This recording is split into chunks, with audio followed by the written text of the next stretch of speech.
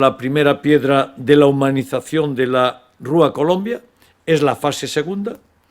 El importe de licitación de esta fase segunda es de 750.000 euros. Tiene un plazo de ejecución de 6 meses y lo que vamos a hacer es una humanización en la calle Colombia de altísimo standing, ¿no?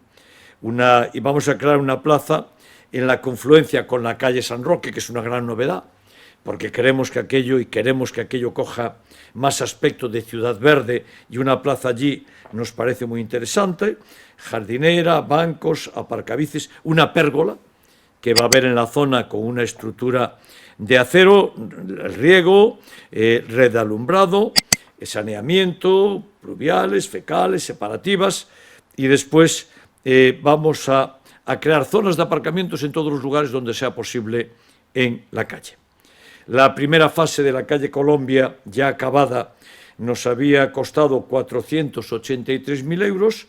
Significa que ahora, con esta segunda fase, pues nos vamos ya a cifras de 1 millón, más de 1 millón de euros.